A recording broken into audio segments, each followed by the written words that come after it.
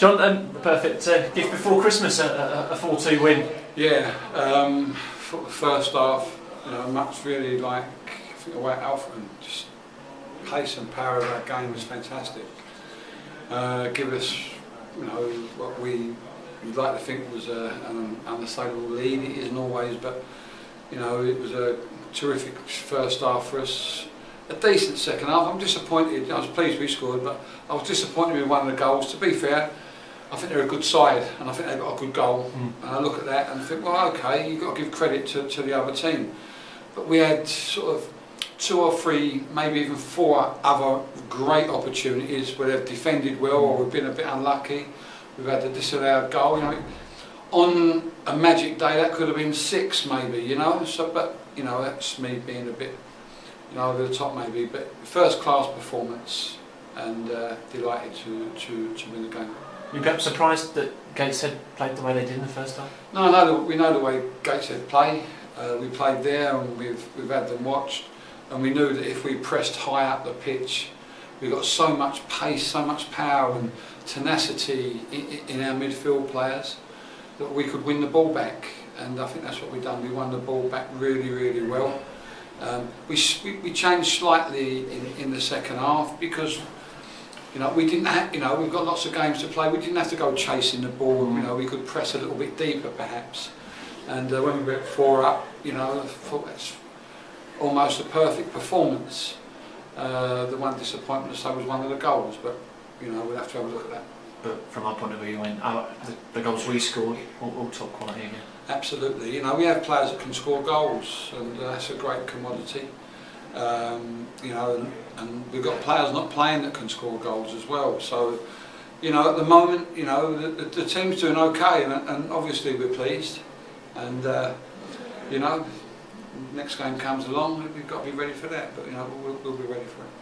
9 home wins on the trot, 15 games. I think it's unbeaten. I said to Alex Lawless, it seems a long time since that Wrexham game. Yeah, it does. Who knows? We might have done better there at Wrexham. If I'd have picked the right team. So is that still frustrating? Because you mentioned it does. I get disappointed with myself. I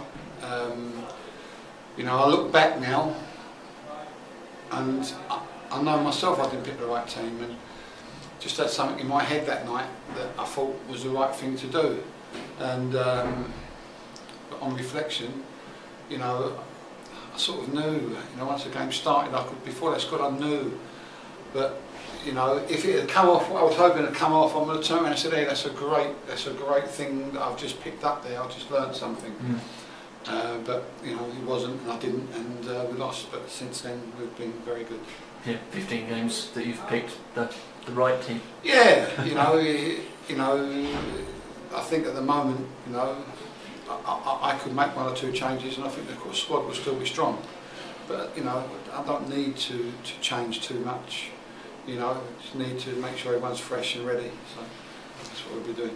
With the games that are coming in the next week, what's your thinking in resting players? I mean, it's surely a difficult one given the performance. I'm not going to rest people that I don't think are tired. We'll sort of spend tomorrow to recover, Monday and Tuesday really, just to tick over, not to give people too much work to do.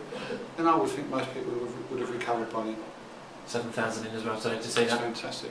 Saturday before Christmas. I'm really, really pleased that they didn't go out and waste their money buying me Christmas presents. Come here and support their team. So it was brilliant. And the Oak Road being open. It's fantastic. When I came here, this is what I was hoping for. How soon it could happen, I wasn't sure, but this is what I was hoping for, that we can play fast, attacking, enjoyable to watch football and entertain supporters. And if you can do that, you're doing a good job. Slowly capturing the leaders. I don't worry about that. I keep saying that. People said to me, honestly, this job is a difficult job. I don't want to worry about Luton. There's going to be a time, and of course you're going to be affected by results when you get into that from if you get that many points or if you get this many points. But at the moment, I think everyone's energy should be focused on Luton Town and not focusing on what other teams do. And you gave the club a little bit of a Christmas present by penning a contract extension? Yeah, it's something that's been going on for a little while, if I'm being honest. I think even when I first came, at the start of this season, we were talking. So I don't necessarily think it's been results effective.